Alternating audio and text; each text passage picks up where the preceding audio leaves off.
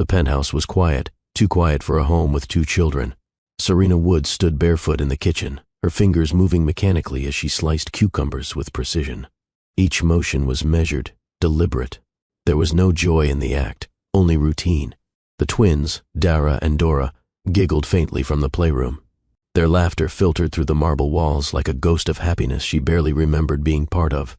Her reflection in the oven door showed a woman who no longer recognized herself. Not truly. The glow from her early 20s, gone. The sparkle that used to light up her face when John looked at her, extinguished. Her silk robe clung to her curves, but it didn't matter. He hadn't noticed her in years. Upstairs, footsteps thudded in rapid succession. John, pacing again. That meant a storm was coming. She closed the fridge and straightened the silverware. Every fork was aligned, every napkin folded with care. It wasn't for presentation, it was survival. John liked order, neatness, control, but lately, even perfection seemed to provoke him. The creak of the staircase, the sudden silence. Serena. She flinched, though she'd been expecting it. Yes? She called, smoothing the towel between her fingers. He descended like a prosecutor, a sheet of paper gripped tight in his hand, the latest credit card statement. His lips were already curled in contempt. What is this? She didn't need to look. You went to Kaya? 500 on skincare? He sneered. For what? Her pulse quickened. She braced herself. It was for me, she answered.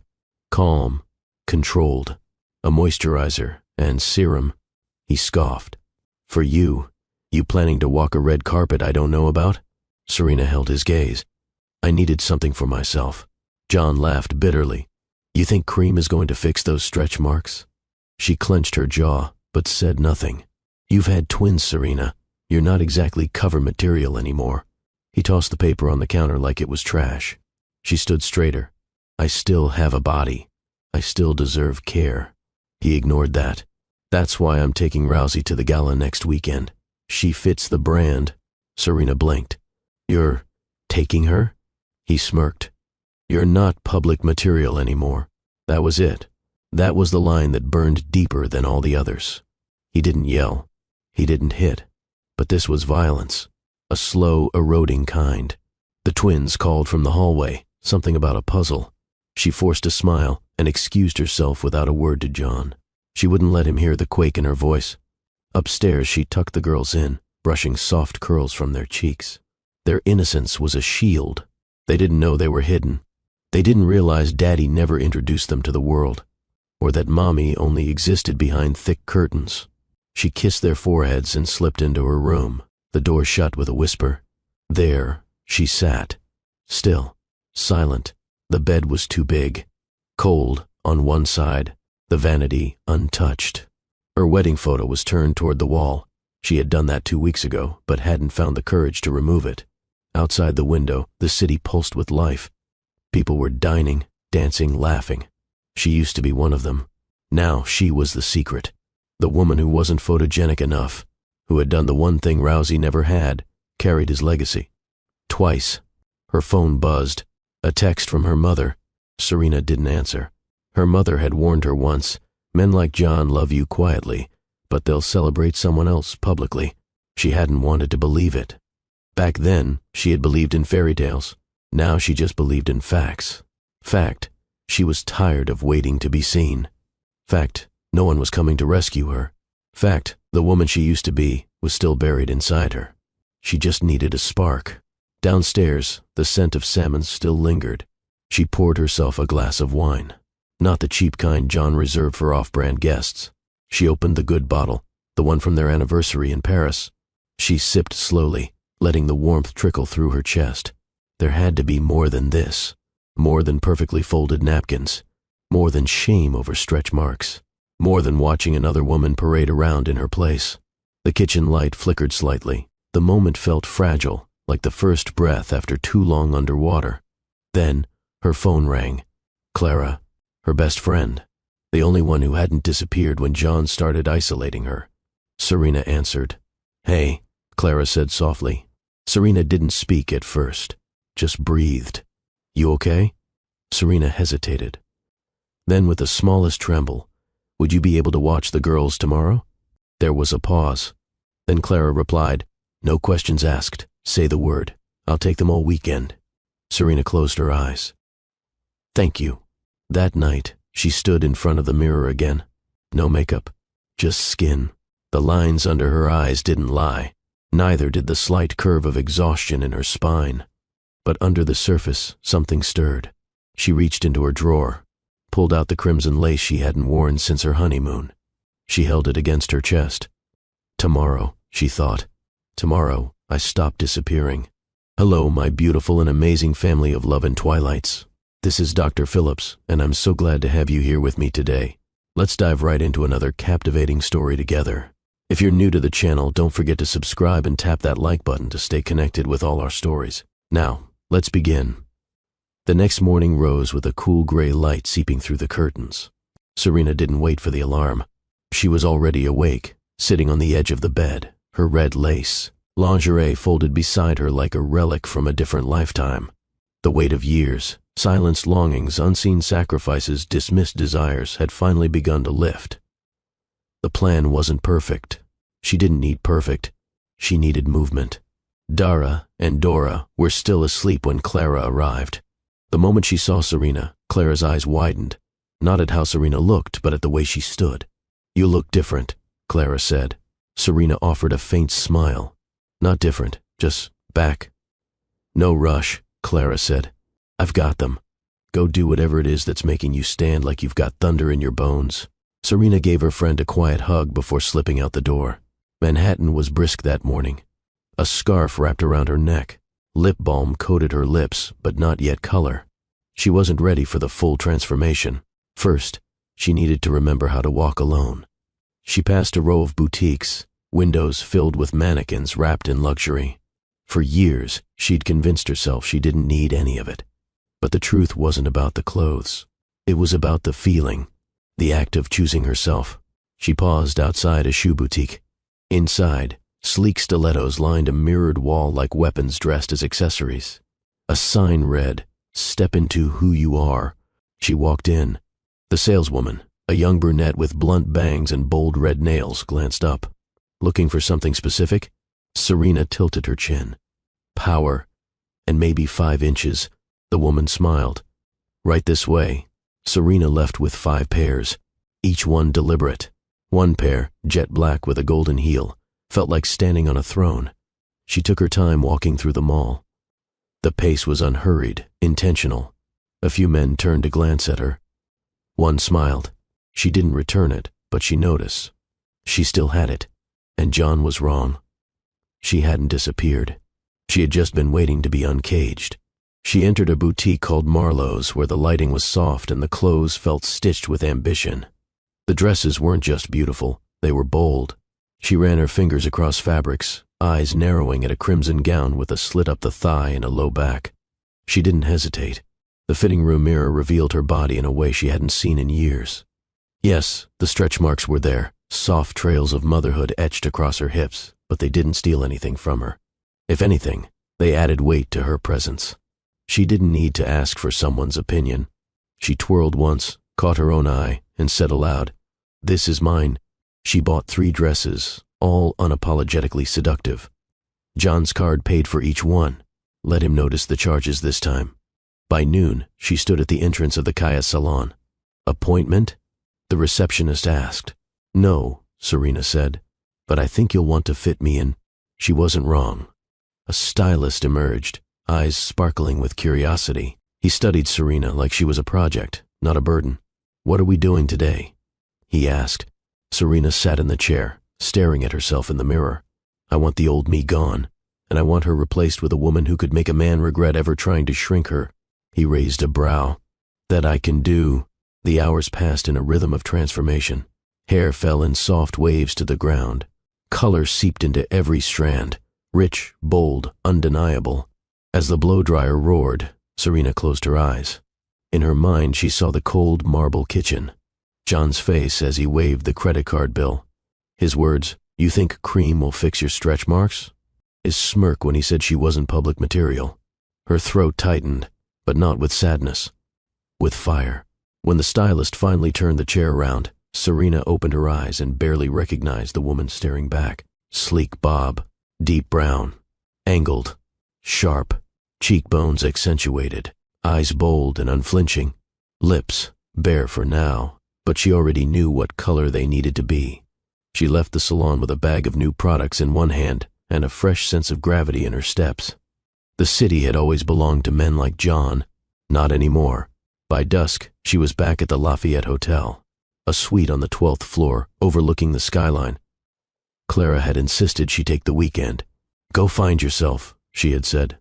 "And if you can't find her, build her." Serena stripped slowly. First the coat, then the blouse, then the high-waisted pants that had wrapped her waist like armor all day. She stood in her lingerie, facing the floor-length mirror. Her skin shimmered under the ambient light. Her stomach bore evidence of creation. Her thighs held strength. Her breasts, full and proud, no longer hidden beneath utility bras or oversized t-shirts. She climbed onto the bed and curled around a velvet pillow. Not from loneliness, but from choice. She let her hand roam across her own skin. Not rushed, not apologetic. She touched herself because she could. Because it reminded her she was alive. Because it reminded her this body had always belonged to her. She whispered to the ceiling, "You made me invisible. I'll make myself unforgettable." And as sleep took her, she dreamed of red dresses, slow kisses, and her daughters clapping as she walked into her room. Morning in Manhattan broke with gold seeping through the skyline. The Lafayette Hotel glowed in that early hush, its high floors wrapped in quiet. In suite 1203, Serena lay awake, not out of restlessness, but readiness. This wasn't just another day. It was a beginning. She rose from the bed slowly, letting the sheets slip off her like old skin. The mirror greeted her again, but this time she wasn't inspecting flaws. She was observing power. Her bare feet touched the cold marble floor. The silence no longer felt hollow. It felt earned. She moved to the bathroom and turned on the shower. Steam curled against the glass as hot water began its dance. She stepped in. It wasn't the water that washed her. It was intention. Her hands roamed her body, not critically, but tenderly. Her fingers traced the slight lines across her hips, the evidence of life carried and birthed. She touched her arms, her stomach, her thighs, not searching for imperfection but claiming territory. John had made her body feel like a burden. Today, it was a temple. She tipped her head back under the stream, letting the warmth coat her scalp, her shoulders, her spine. Her mind didn't wander to him. It stayed here, with her. Wrapped in a plush towel, Serena stepped out of the bathroom and crossed the room toward the bed. She'd laid out an outfit the night before, a cream silk blouse, high-waisted black trousers. That cinched her waist just right, and beneath it, red lace lingerie, new, daring, hers. She dressed like a woman ready to conquer, not accommodate. As she buttoned the blouse halfway and let the rest fall open just slightly, she paused in the mirror again. There was a softness to her lips, a fierceness in her eyes. She applied mascara, a dusting of blush, and then bold red lipstick. It was the exact shade of defiance. A knock came at the door. Room service. She opened it without hesitation. The server's eyes briefly darted to her mouth before politely returning to his tray. She noticed and smiled. She ate slowly. Fruit, eggs, fresh juice. Each bite felt like rebellion. For years, she'd eaten whatever was convenient for John's schedule or the children's needs. Now she fed herself with care. Her phone buzzed again. Clara, all is well. Girls painted half my bathroom wall blue, but we're surviving. Serena chuckled, then typed, Serena, tell them I'll bring glitter next time. She slid on her stilettos and grabbed her purse. It was time. The city roared beneath her heels as she walked past storefronts and strangers. Something was different. People looked longer. Some offered polite smiles. Others looked away quickly, as if unsure what to do with a woman who carried herself like she was done apologizing. A man in a gray suit bumped into her shoulder and muttered, "Sorry." She didn't flinch or offer forgiveness. She kept walking. The cafe was tucked between a florist and a bookstore. Serena chose it intentionally. Open-air seating, good lighting, and the kind of place frequented by women who knew their own schedules. She sat by the window, ordered a cappuccino, and waited. Not for anyone else, for herself. As she sipped, she pulled out her notebook. Not a planner, not a to-do list. A fresh, cream-covered journal that Clara had gifted her years ago. It had remained unopened until now. She turned to the first page and wrote, "No one will write me out of my own life again." She kept going. Lines flowed like truth. You are not his brand. You are your own empire. You were never the shadow. You are the sun. The waitress returned and asked if she wanted anything else. Serena smiled. A refill. And a croissant. She ate slowly again. This time not because of indulgence, but because the world had spent too long rushing her. This moment was hers. She spent the next hour in and out of boutiques, not because she needed more clothes, but because she was remembering the art of wanting. Not survival, not necessity, desire. In a vintage shop she found a gold chain necklace, delicate but strong. It reminded her of her grandmother, who used to say, "Never let a man dull your shine. They'll try. Your job is to keep polishing." She wore the necklace out of the store. Later, she returned to the hotel with her hands full and her spirit light. The elevator ride to her suite felt like an ascension. Once inside, she stripped again. Not out of shame, out of ownership. She stood in her heels and red lingerie, walking the length of the room with slow grace. She passed the mirror, paused, then turned to face herself fully. This was the woman John never believed could survive without his spotlight. This was the woman who'd been raising twin girls while holding her own breath. This was the woman who no longer needed him to say she mattered. She said it herself. She pulled out her phone and opened the Notes app. A list began to take shape. Find a lawyer. Secure personal bank account. Transfer savings. Buy the dress. Choose the moment. There would be a reckoning, not one with screams or spectacle, but one with poise, red lips, and timing sharp as a blade. The gala was 3 days away, and for the first time in years she was going, not as an accessory, as a statement. That night she ordered dinner to the room, truffle pasta, roasted vegetables, and a glass of red wine. She played music. She danced barefoot. Alone, but never lonely. She thought of Dara and Dora and how they deserved to see their mother as more than tired, more than hidden. They needed to see her laugh, to wear red, to own space, so that one day, when someone tried to make them small, they'd remember their mother had fire. And it never dimmed. She opened her closet. The red dress waited, still wrapped in its silk bag. She unzipped it halfway, letting her fingers explore the smooth fabric. Then she closed it again. Not yet, but soon. The next time she wore it, it wouldn't just be a dress. It would be the answer to every time someone asked, "Where is John Woods' wife?" She was done hiding. Let the world meet her now. The sun had barely risen when Serena's fingers hovered above her phone. She hadn't called anyone in a long time without an excuse, especially not for help. But today wasn't about pride. It was about taking back control. She scrolled to Clara's contact. Her thumb hesitated for only a second before she pressed call. It rang once, then twice. Clara's voice came on sleepy but alert. "You okay?" Serena took a breath. "I need you." There was no dramatic pause, no sigh, no judgment. Just, "What time do you need me?" "By noon. I need a full day." Clara didn't ask why. She didn't pry. "Bring their overnight bags. I'll keep them as long as you need. You focus on whatever this is." Serena exhaled, her throat tightening at the quiet loyalty in her friend's voice. "I'll make it up to you." "You'll do no such thing," Clara said.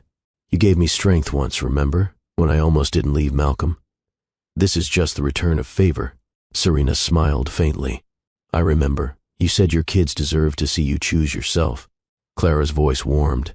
"Now it's your turn." By 11:30, Serena had packed Dara and Dora's things. Pajamas, toothbrushes, their favorite bedtime books, matching plush bears.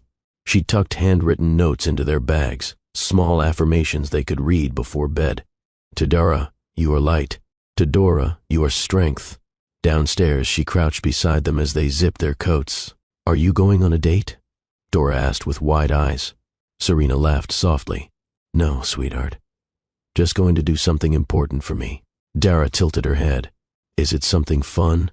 Serena thought for a moment, then nodded. "It will be." They hugged her tight, both of them smelling like strawberry shampoo and innocence. Clara arrived in a flurry of curls and big sunglasses. "You two ready to cause a little chaos at Auntie Clara's?" she said, swinging the back door open. "Can we have pancakes for dinner?" Dora asked. "You can have cake for breakfast if you want," Clara winked. Serena laughed. "Please don't let them bounce off the walls. I make no promises." They hugged again, Serena holding on a little longer this time. The girls climbed into the car. Clara leaned over the door. "Whatever you're planning," she whispered, "make it unforgettable." Serena's smile didn't waver. "I intend to." The moment the car pulled away, silence wrapped around Serena like silk. It wasn't the same silence as before. This one was chosen. She walked back inside slowly. No rush, no need to brace herself for John's moods. He was away at work, or with Rousey, whatever fantasy he was curating that day. That wasn't her concern anymore. She walked into the closet, fingers gliding over the garments she'd once chosen with him in mind. Neutral tones, soft fabrics, nothing that invited attention. She pulled them aside and revealed the 3 new pieces she'd bought the day before. Sharp silhouettes, vivid colors, unapologetically loud. Serena touched the red dress again, still untouched in its garment bag. Not yet. Today wasn't for that dress. Today was for the transformation beneath it. She called a private driver. "Lafayette Hotel," she said simply. The driver nodded, opening the door for her like she was already somebody important. She climbed into the back seat, legs crossed, fingers tapping lightly against the leather. It was subtle, but she could feel it. The shift. Something had taken root, and it wasn't waiting for permission anymore. She passed the time checking her reflection in the window. Not for vanity, for certainty. She wasn't nervous. Not really. But there was an electricity under her skin, a buzz that reminded her of the first time John had kissed her in public. That flash of being wanted, seen. Except now, the difference was stunning. She didn't need anyone else to confirm her worth. This time, she saw herself. The hotel suite welcomed her like an ally. She walked in and dropped her bag on the velvet chaise. Her phone vibrated. A message from Clara. "Clara, they're good. Already playing salon with my dog. Focus on you." Serena set the phone down and turned to the full-length mirror. Then she laughed. Not a small chuckle. A real, chest-deep laugh. Because for the first time in a long while, she wasn't scared of the mirror. She wasn't tucking anything in. She wasn't shrinking. She was preparing to emerge. The air in the suite had a stillness to it, not dead, but waiting. Serena moved deliberately now, every step like punctuation, every breath with intent. Her suitcase lay open on the bed, the silk interior reflecting soft light. She lifted the lingerie first, red lace, the kind she once wore to seduce, but now wore for herself. She placed it gently on the bed, beside a pair of glossy black stilettos, and moved toward the bathroom. The mirror greeted her again. No judgment this time, just observation. Her robe slipped from her shoulders and pooled at her feet. She stared at her reflection. Stretch marks, full hips, rounded thighs, strong arms. A woman who had survived childbirth. A woman who had carried love, pain, and silence in equal measure. But now she carried herself. The shower steamed quickly. She stepped inside and let the heat melt into her skin. This wasn't about cleansing. This was preparation. Water slid down her spine like liquid courage.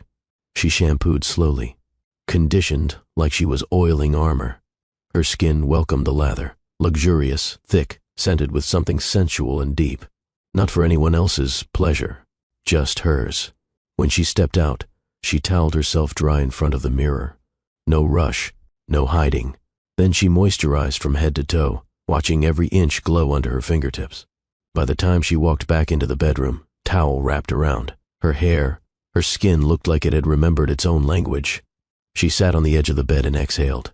The mirror across from her caught the light in a way that made her body shine. She smiled, then rose and opened the wardrobe. She didn't reach for the red dress. Not yet. She selected a new cream blouse with mother-of-pearl buttons and slipped it on, leaving the top 3 undone. Then the black trousers, tailored perfectly, hugging her in all the right places. Next, the heels. When she stood, she felt taller than 5'8". She felt unshakable. The necklace she'd bought, the delicate gold chain, rested against her collarbone like a whisper of memory. She stepped toward the vanity and sat. Makeup waited, carefully curated. She began with her brows, softly defined. Then her eyes, subtle smoky shadow, liner that winged with purpose, mascara thickening lashes into fans. Her lips came last.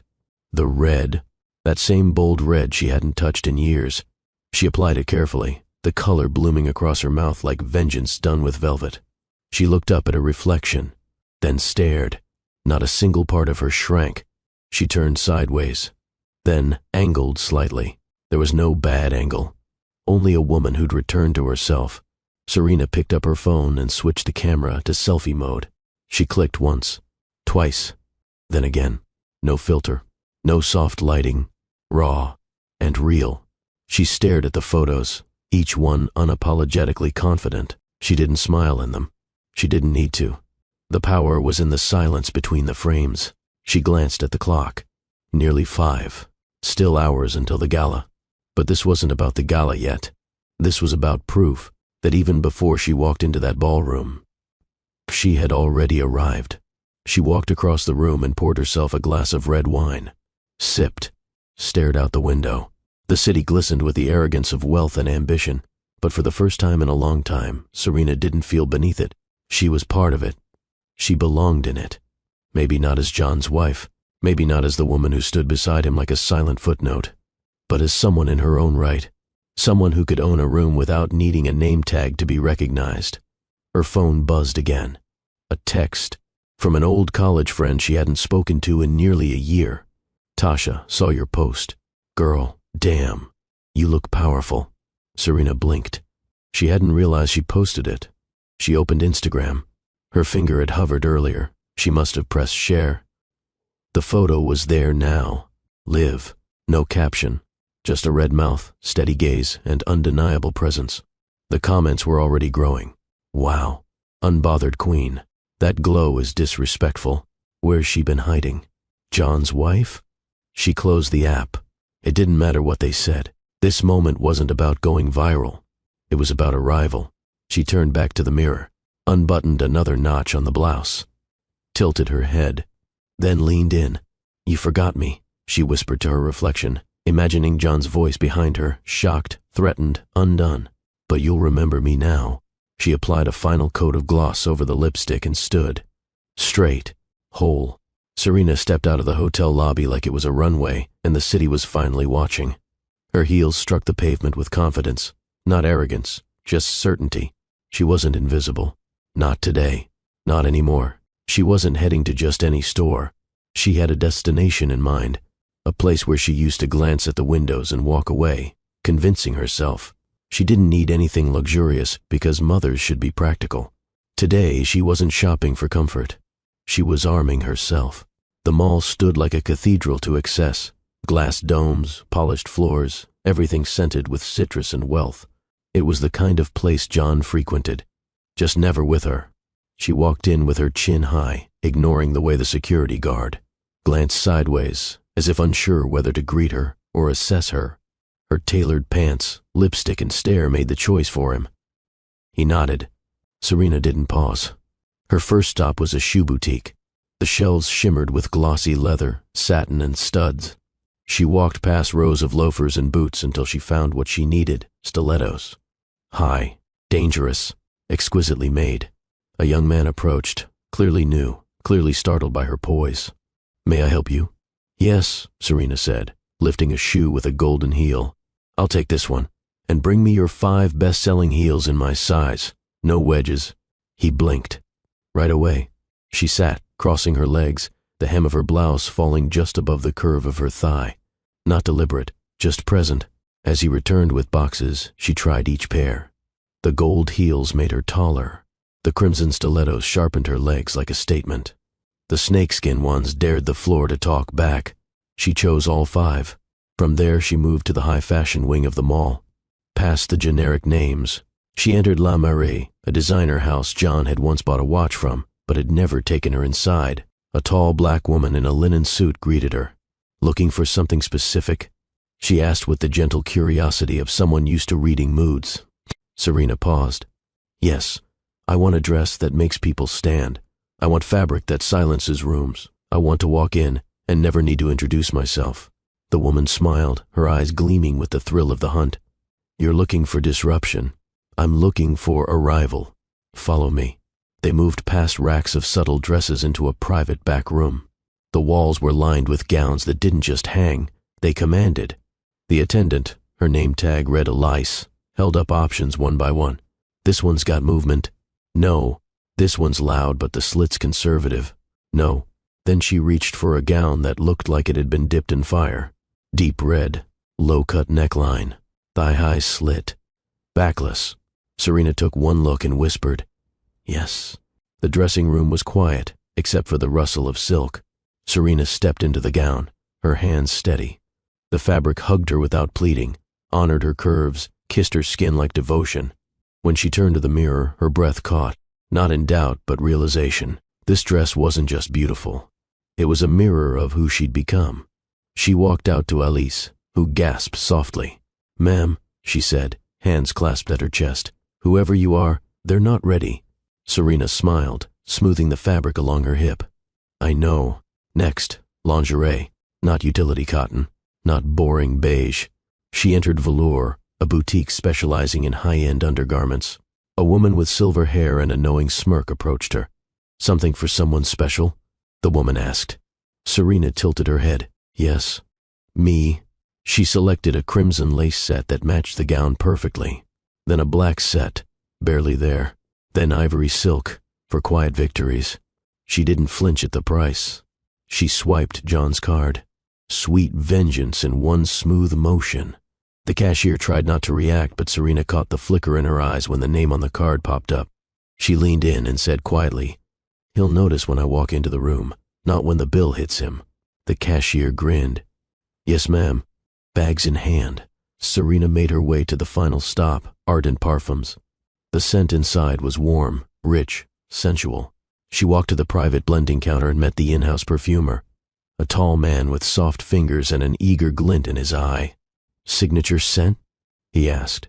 "No, a scent that makes people remember me long after I leave." He studied her a moment, then began. Amber, vanilla, a hint of leather, jasmine, a final drop of oud. He held the test strip to her wrist. She inhaled. It smelled like power, like seduction laced with danger, like a woman reborn. "I'll take it." She named the custom blend, Inheritance. As she exited the mall, arms full, back straight, every click of her heels felt louder. Not obnoxious, just inevitable. People glanced. Some stared. One woman whispered to her friend.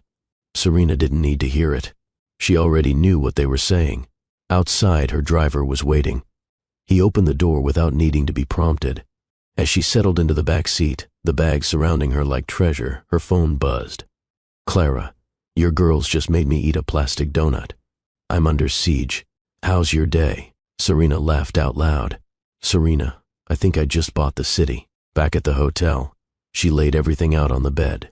The shoes, the dresses, the perfume bottle with her name engraved, the lingerie. It wasn't indulgence. It was reclamation. She poured herself a glass of champagne and stood in front of the mirror again. Then, without hesitation, she pulled out her phone and snapped another photo. This one not of her face, but of the items laid before her. Caption, "This is what restoration looks like." She didn't tag anyone. Didn't need to. The salon's front doors opened with a soft chime. Serena stepped inside, the scent of fresh blowouts and Moroccan oil swirling around her. The floor gleamed. Rows of stylists moved like artists, brushes flicking, blow dryers humming, scissors gliding. It was a place of reinvention, of declarations, and today it was hers. A young woman at the reception desk looked up. "Do you have an appointment?" "No," Serena replied smoothly, her tone unwavering. "But I think you'll want to fit me in." The receptionist gave her one glance, just one, then nodded. One moment. Minutes later, a tall man with dreadlocks tied into a neat bun approached her. He wore all black, save for silver rings on his fingers and a leather apron that said Alec. He looked her over once, head tilted slightly. His gaze was assessing, but not judgmental. "You looking for a touch-up?" he asked. Serena shook her head. "I'm looking for a transformation." Alec folded his arms, interested now. "Be specific." She sat down in his chair, faced the mirror, and met her own gaze. "I want you to cut away every inch of who I was. I want a style that speaks before I do. Something sharp, beautiful, dangerous. I want to look like the kind of woman a man regrets underestimating. Alex smiled slowly. Say no more. He began by unclipping her hair and letting it fall down her shoulders. It was thick, long, and had gone untouched for far too long. Once, John had loved it, had begged her to leave it natural, said it looked softer, more maternal. Serena didn't want softness. Alex's fingers combed through the strands. You sure you're ready? I was ready yesterday. He didn't hesitate again. The scissors came next. Long chunks fell like pieces of the past. With each cut, Serena felt lighter, not just physically, emotionally, visibly. The weight of trying to be what John wanted, the pressure to maintain a version of herself that served someone else's comfort, it slipped to the floor. She didn't flinch once. When the majority of the length was gone, Alec began shaping it, sculpting it into a bob so precise it looked like geometry. Angled at the jaw, blunt at the ends, sleek, striking, unforgettable. Then came the dye. Serena had always worn her natural shade, deep brown, untouched. But now, Alec mixed a cocoa-rich gloss with a hint of burgundy. When it caught the light, it would shimmer, like fire without flames. As the color set, she sat in silence, a towel around her shoulders, her reflection sharpening by the second. Alec returned after 20 minutes and began rinsing. She leaned back into the basin, letting the water flow through her scalp. Her eyes closed.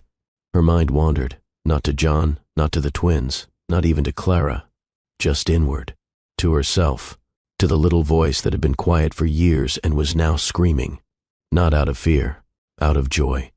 Back at the station, Alec blow-dried her new cut with intention. Every strand fell in place like punctuation. When the chair spun toward the mirror again, Serena stared. And stared. The woman looking back at her was everything she had asked for. Bold, chiseled, luminous. Not a whisper of apology left in the angles of her face. Alec applied a touch of makeup. Soft gold around the lids. Liner sharp enough to command attention. Blood-red lips that matched her lingerie and her mood. He stepped back. Now that's the face of a woman who doesn't ask for approval. Serena stood slowly. She took one final look in the mirror and nodded. She's here. At the front desk, she paid in full, with a card that bore the name of the man who once told her she wasn't worth the public eye.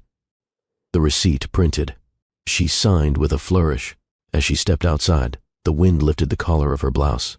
The city felt different now, like it wasn't just towering around her, it was watching her back. She pulled out her phone and opened the camera again, tilted her chin, clicked, then walked away without reviewing the shot. She didn't need to. She knew what it captured. Hello, my amazing family. If you are still here with me enjoying this story, please don't forget to hit the like button and subscribe, because we're about to enter the most interesting part of the story. The suite was quiet when Serena returned. She stepped inside and paused near the door, one hand still on the handle. The sun was beginning to drop behind the buildings outside, casting a warm amber glow over the skyline. The city buzzed far below, but up here, the stillness was sacred. She slipped off her heels and let them rest by the door. The silence didn't feel empty. It felt earned. She moved toward the bed and set her purse down. The red dress hung untouched in its silk garment bag, still waiting. Tonight was not its night, not yet. There was still one more thing she needed before stepping fully into her next chapter. She walked to the mirror. Slowly, deliberately, she unbuttoned her blouse, each pop of the pearl fastening marking another layer shed. When she reached her trousers, she undid them with one smooth motion and let them fall to the floor. Now, only the lingerie remained. Red lace, unapologetic, beautiful. Serena stood tall, letting her eyes take in every inch of herself. She didn't focus on flaws. She didn't search for angles. She just saw. She climbed onto the bed, sinking into the plush comforter. The room was dim, the city's golden light still trailing in through the windows, giving her skin a soft sheen. Her hands moved first to her stomach, the place where her daughters had once lived.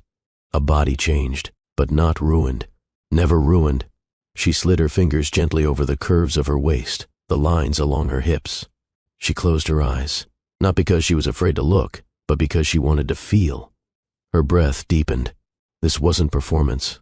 This wasn't for seduction. This was reclamation. Her palm brushed along her thigh, then up to her ribs. She cupped her breast, her thumb grazing softly over the lace. A quiet sigh escaped her lips, not loud or dramatic, just real. Her body warmed under her own touch, not because she missed someone else, his hands, but because she remembered what it was to deserve her own. No judgment, no shame, no filter.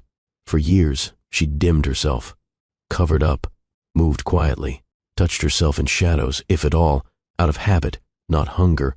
But tonight, she allowed the truth to settle. She missed being worshipped. She missed heat. She missed being seen.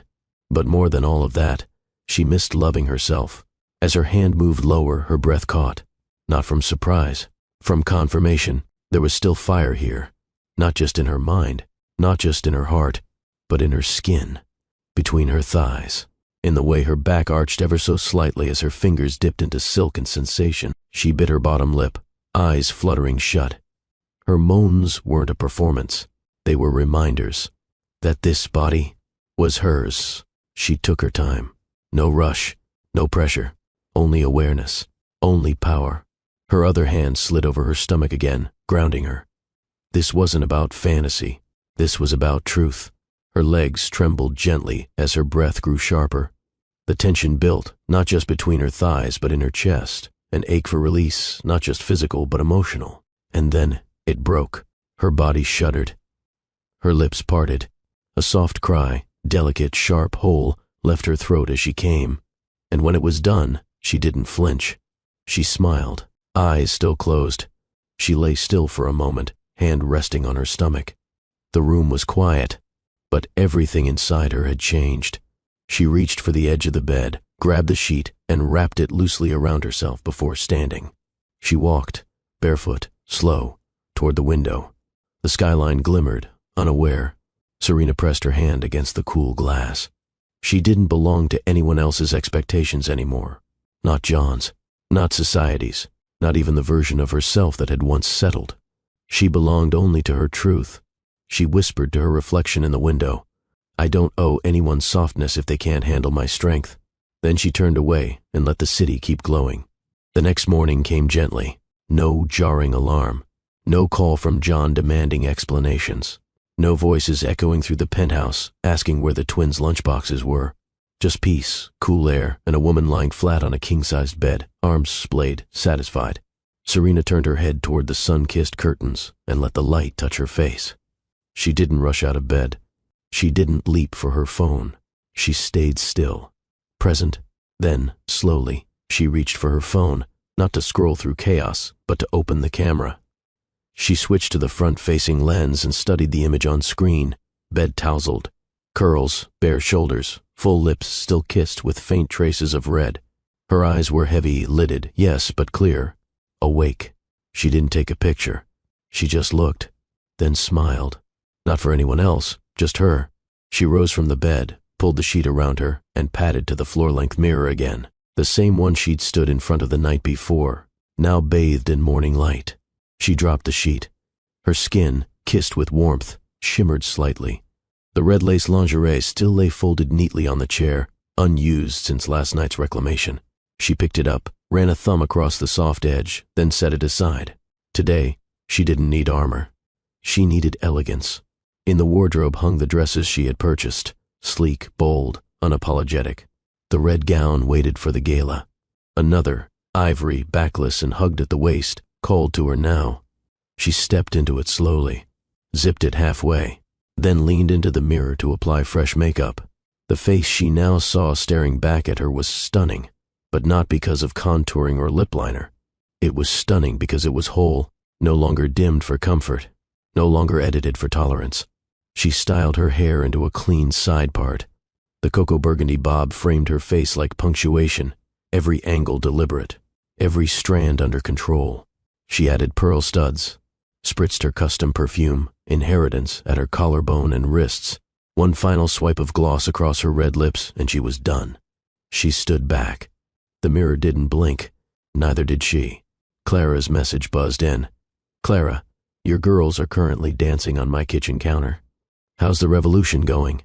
Serena laughed. Serena, complete, woman restored, returning soon.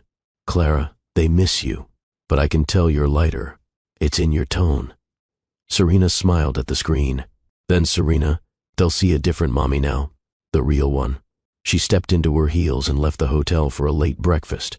The hostess at the rooftop restaurant didn't flinch when Serena approached solo. "Reservation?" she asked politely.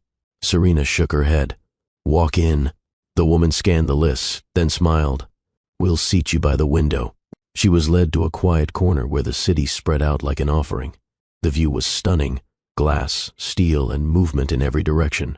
But it was the stillness inside Serena that made it feel powerful. She ordered French toast, fruit, and coffee. As she sipped, her phone buzzed again. This time, from an unfamiliar number. She ignored it. Then another, and another. She checked her Instagram. The photo from the day before, the shot of the red dress, heels, perfume, and lingerie, had caught fire. Thousands of likes, hundreds of comments. Wife of CEO John Woods? Where has she been? She's the one he hid. Absolute goddess energy. Serena closed the app. She wasn't surprised.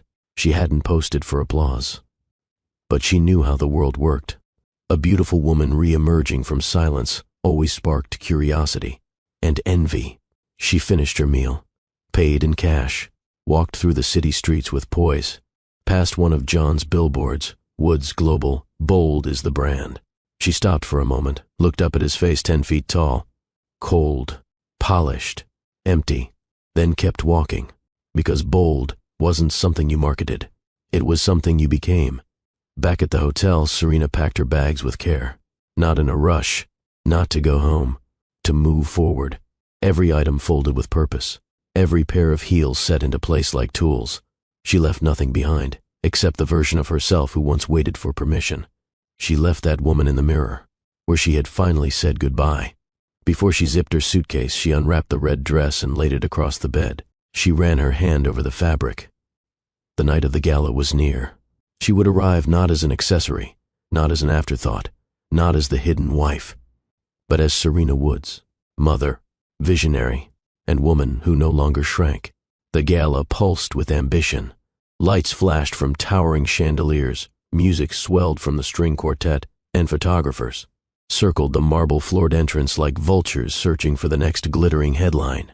John Woods arrived at 7:48 p.m., sharp, his arm around Rousey Langford's waist. Rousey was dressed for spectacle, not elegance. A white sequin dress clung tightly to her hips, cut low in front, even lower in the back. Her platinum blonde hair was pinned in loose waves, and her eyes scanned the crowd for cameras before they scanned for people. She looked ready for a photo shoot, not a room full of power. John adjusted his cufflinks as the press surged forward. "Mr. Woods, over here. John, is this your date?" He nodded stiffly. "Is this your new partner at Woods Global?" Another reporter shouted. He forced a smile and guided Rousey inside before answering. The ballroom was already buzzing. Glasses clinked. Laughter rose in pockets. Rousey leaned in, her voice loud against his ear. "You didn't tell me there'd be this many old men." He didn't respond. His eyes scanned the crowd, looking for Howell, the chairman of the board. His presence mattered more than any press headline. Inside, servers moved through the room with trays of champagne. John grabbed one, handed it to Rousey, and muttered, "Just stick by me and smile." She pouted. "I didn't come here to be background noise." "Then don't be," he said coolly. "Try charm." As they reached the center of the room, Howell approached. Tall, imposing, with a gold handkerchief in his tuxedo pocket. John extended his hand. "Howell, good to see you." Howell nodded slowly. His eyes flicked to Rousey, who was already checking her lipstick in a compact mirror.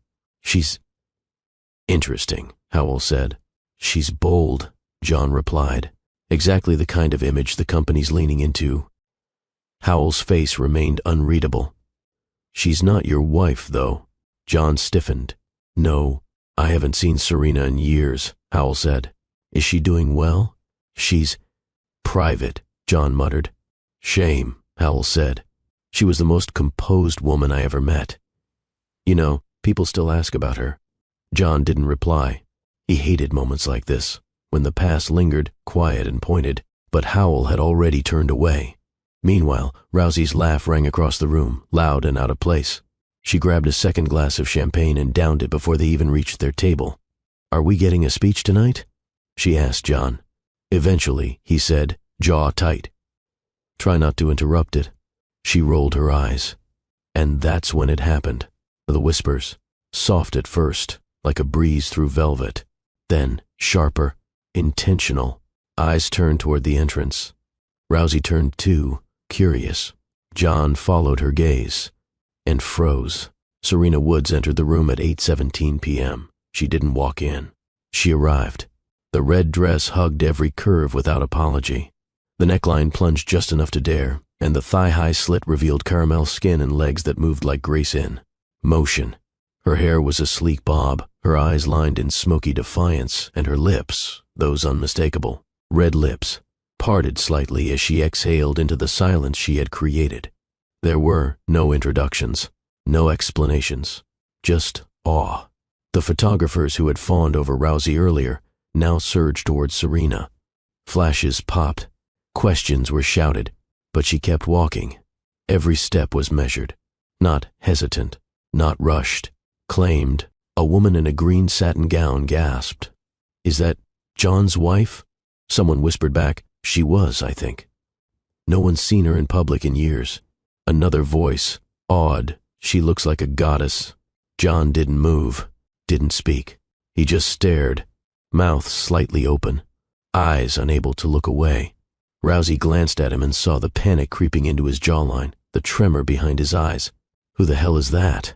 she asked, annoyed. John didn't answer. He couldn't, because that woman, the one commanding the entire room without uttering a word, was the woman he'd kept hidden for years. His wife. Serena didn't spare him a glance. Instead, she walked toward the table of senior partners, where Howell now stood fully upright, smiling in disbelief. She extended a hand to him with elegance. "Serena Woods," she said smoothly. Howell took it with both of his. "Good Lord," he breathed. "They said you disappeared.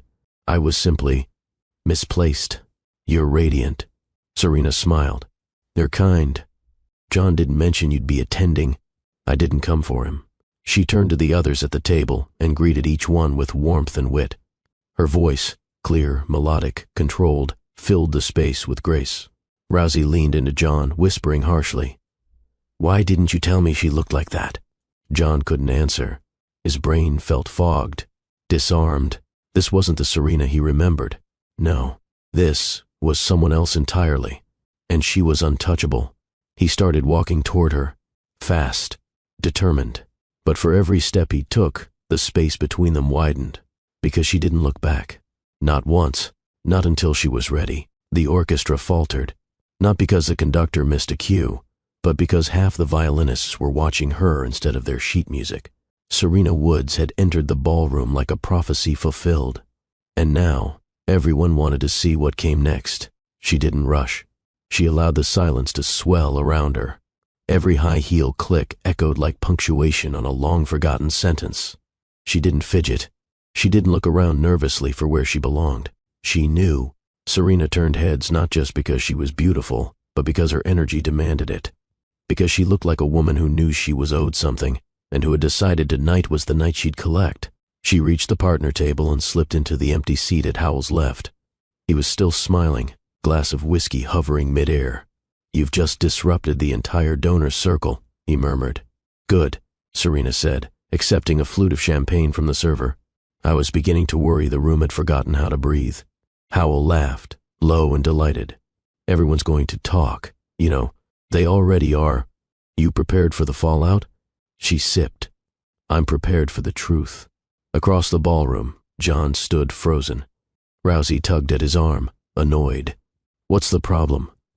"You look like you've seen a ghost." He didn't answer. His eyes were locked on Serena, on the red dress, the poise, a command, on the fact that she hadn't looked at him once. He moved toward her, almost without thinking, like a man pulled into gravity. Serena didn't flinch when he approached. She turned her head slowly, like she'd just noticed a ripple in an otherwise still lake. "John." Her voice was soft, measured, but it cut through the music like a blade. "Serena," he said, his mouth dry. "You can't just show up like this." "I was invited," she replied calmly, "by Howell. This is a charity gala, for the board. Not your private stage. You made a scene." "No, John." "I am the scene," Howell leaned back in his chair, watching with interest. So did the surrounding tables. John lowered his voice. "We need to talk. Somewhere private. No, you need to listen. And I'm comfortable right here." He reached for her wrist, not hard, just an attempt to assert control, but Serena's eyes hardened instantly. "Touch me again," she said quietly, "and security will escort you out." The threat wasn't empty. It was royal. John stepped back instinctively. The guests nearby pretended not to eavesdrop, but they were all listening. Even Rousey, who stood awkwardly near the buffet, looked on with folded arms, her expression tightening by the second. Serena turned back to the table, lifting her glass. "To reappearances," she said to Howell with a smile. "To reclamations," he replied, clinking her flute gently. And that was it. John walked away, but not to Rousey. He drifted, lost, scattered, no longer the sun around which the room revolved. Rousey tried to catch his arm. "You didn't tell me she was this thing." He pulled away. "She was never supposed to be here," he muttered. At the table, Serena laughed at something Howell said, a natural laugh. Bright, unforced. The sound warmed the air. People who had once ignored her at events were now circling, eager to reintroduce themselves. A partner's wife leaned in. "I don't mean to pry, but are you really John's wife?" Serena turned to her. "Still legally." "But not for much longer." The woman blinked. "I always wondered why we never saw you. I assumed, well," Serena smiled thinly, "you assumed I didn't fit the profile." The woman flushed. "That's not what I meant, but it's what you thought." Serena didn't raise her voice. She didn't have to. The woman stammered, then walked off in search of less threatening conversation. Howell leaned closer. "That was elegant. I've had practice." As the night wore on, Serena floated from group to group. She wasn't clingy. She wasn't passive. She owned each conversation, discussing business trends, philanthropic expansions, and her upcoming design projects. Each answer was confident, informed, sharp. People who once thought of her as the hidden wife now leaned in to hear her speak. She wasn't just present. She was central. Eventually, a server approached her with a note. "Private terrace, 10 minutes. Serena read it, folded it once, and stood. The terrace was quiet. The city stretched beneath her, twinkling, powerful, oblivious. She stepped into the wind, her dress catching just slightly, the slit rising high along her thigh. She didn't shiver. She didn't fidget. She simply stood. A door opened behind her. She turned. It wasn't John. It was Howell. He approached slowly, hands in his pockets. "You left everyone inside starstruck," he said. She arched a brow. "You say that like it's a problem." "It's not." He stopped beside her. "It's magnificent." She looked at him, eyes steady. "What do you want, Howell?" He took a moment, then answered honestly. "I want to tell you that you reminded everyone tonight what power looks like when it's quiet, refined, earned, and frankly, I'm glad you're no longer hiding." "I was never hiding," she replied. "I was put away, but not anymore." She nodded. "No," she said, "not anymore." He leaned against the railing beside her. "You changed the story." Serena smiled faintly. "I didn't rewrite it. I just stopped letting someone else hold the pen." They stood in silence for a moment. Then Howell said quietly, "You know, I've been around a long time, and I've seen many women rise and fade, but you burned through the room." She turned her head. "Careful," she said, a soft warning in her tone. "Flattery invites expectation." "I'm not flattering," he said. "I'm observing." She didn't smile, but she didn't walk away. Inside, the gala continued. But outside, something shifted. Serena wasn't here for revenge. She was here for recognition. And now that she had it, she felt no need to gloat. She simply let the wind kiss her collarbone as she turned toward the skyline again. No longer a woman erased. Now, a name whispered in every corner of the ballroom. Serena Woods. Unhidden. Undeniable. John stood at the edge of the ballroom, drink untouched, watching the terrace doors like they might open and give him clarity. But they didn't. Instead, they mocked him, reminding him of what had just happened, of what everyone else had just seen. Serena, in that dress, in his world, commanding it like she owned the floor beneath her heels. His mouth had said her name when she entered, but his brain hadn't caught up. Serena? It wasn't just disbelief. It was humiliation, and he felt it in waves. Rousey approached again, her stilettos snapping against the floor. You going to tell me what's happening, or should I guess? John didn't answer. You said she wasn't the public face.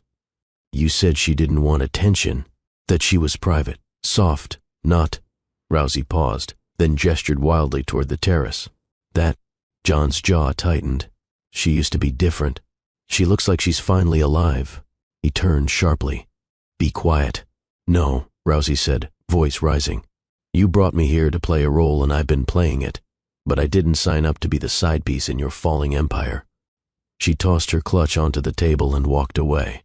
John didn't go after her, because the truth was, he didn't care, not in this moment. All he could think about was the woman in red, the woman who had once waited for him to say her name in public. Now she didn't need him to say it at all. Inside, murmurs continued to ripple, whispers, side glances, smirks. The brand John had worked so hard to build, controlled, precise, intimidating, had been cracked open by a single appearance. Not a scandal, not an outburst, just Serena, existing. And now the board was watching him differently, like maybe they saw through the narrative he'd spun for years. Maybe they were questioning everything. 10 minutes later, the terrace doors opened. Serena stepped inside, alone. Her presence once again reset the temperature in the room. She didn't look around for him. She didn't need to. He made his way toward her, this time slower, less certain. He stopped just a foot in front of her, voice lower than before. Serena. She took a sip of champagne, eyes on the room, not him.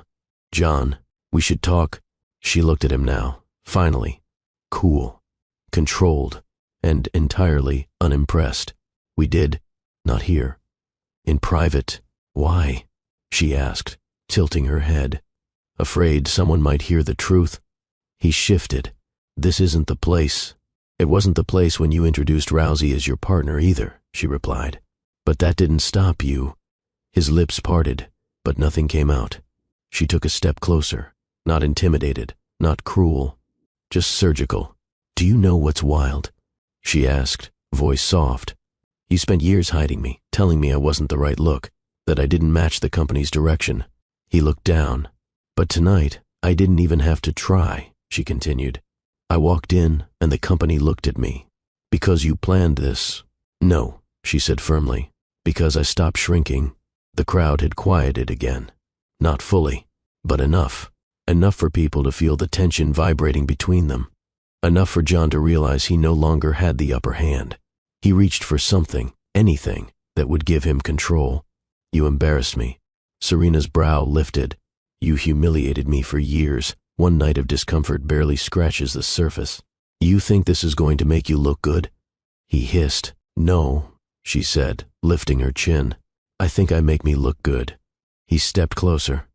You're still my wife. Not for long. She reached into her clutch and pulled out a slim manila envelope. Folded, sealed. She handed it to him. What's this? Closure. He opened it. Divorce papers. Filed. Signed. Stamped. Real. You can't be serious, he said.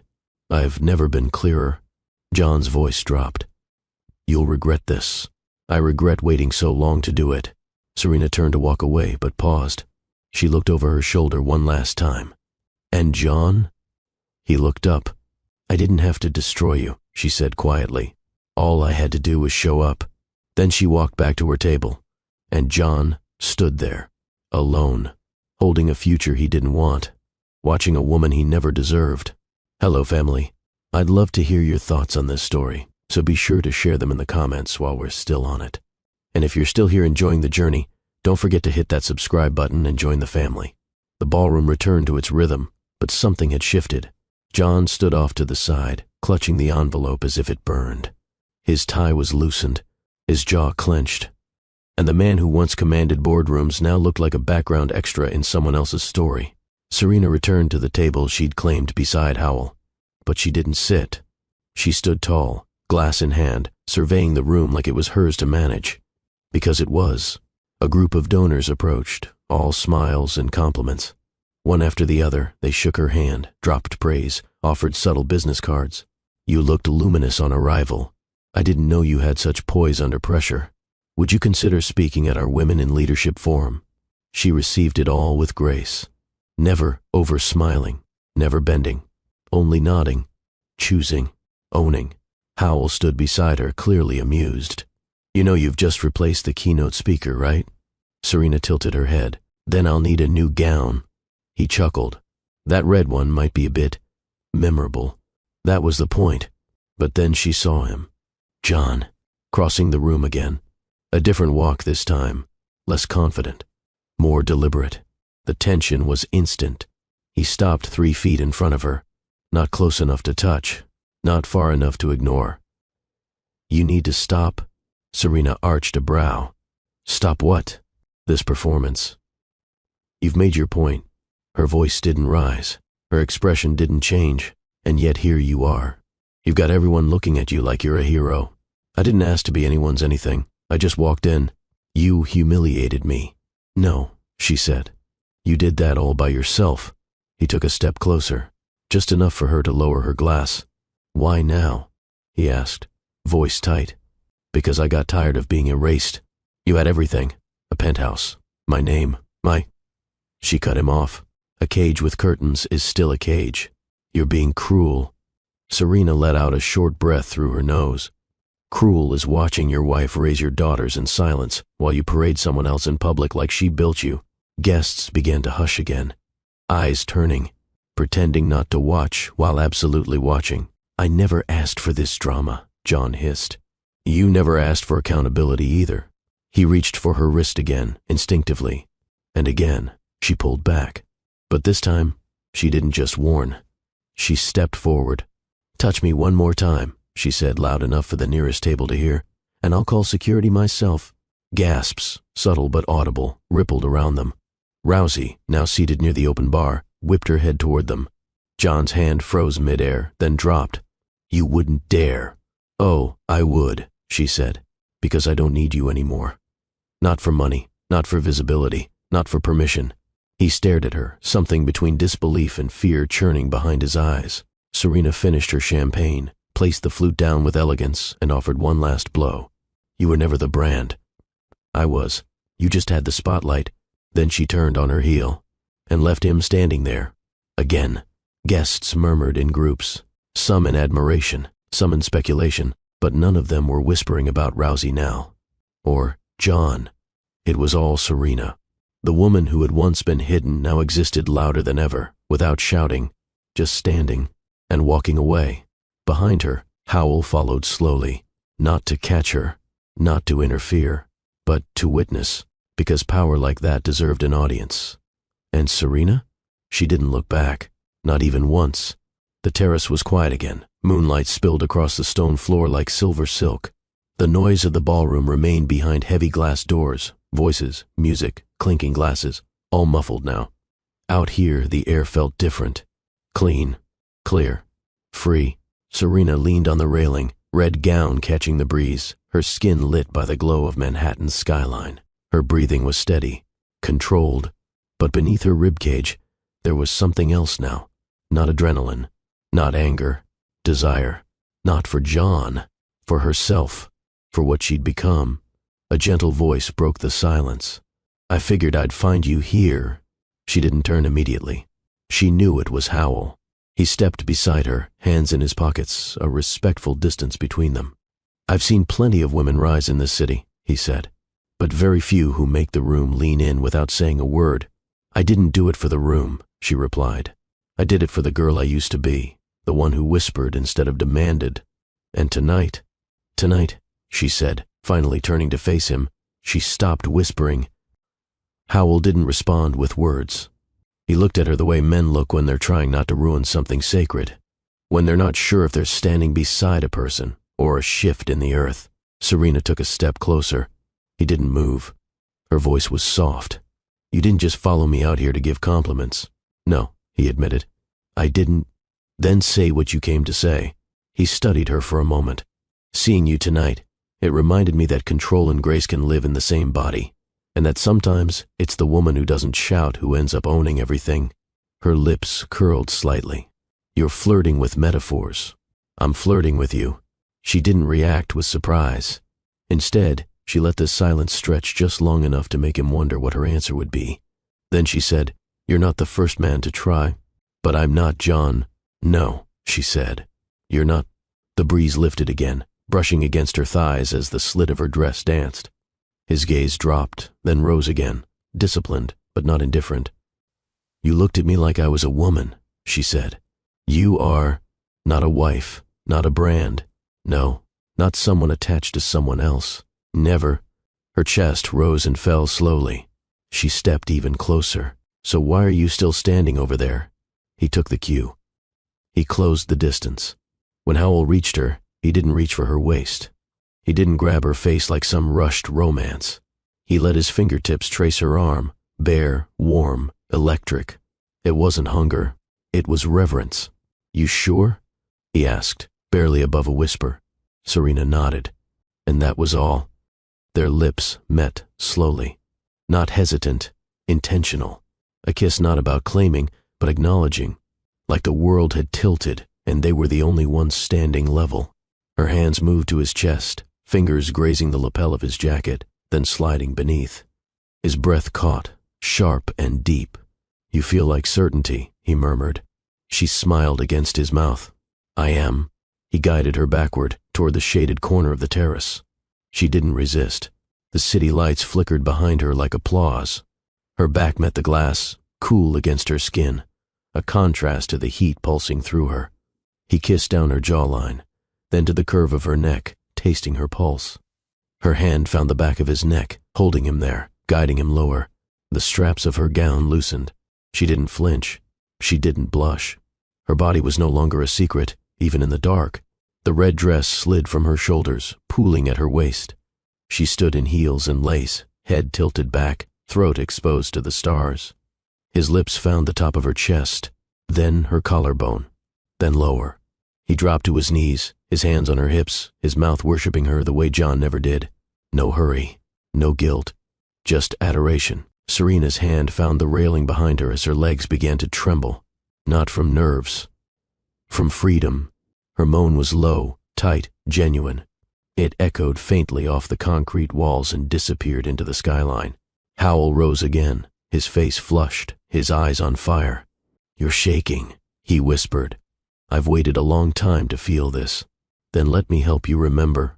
He kissed her again, this time deeper, more urgent. Their bodies pressed together, heat meeting heat, breath meeting breath. She wrapped her arms around his shoulders, pulling him in, owning the moment. No shame, no regret. Just two people under the moonlight, one rediscovering, the other revering. Her body melted against him, and when his hands slid under the lace, when her back arched against the cool glass, when her breath broke in his ear, it wasn't about him.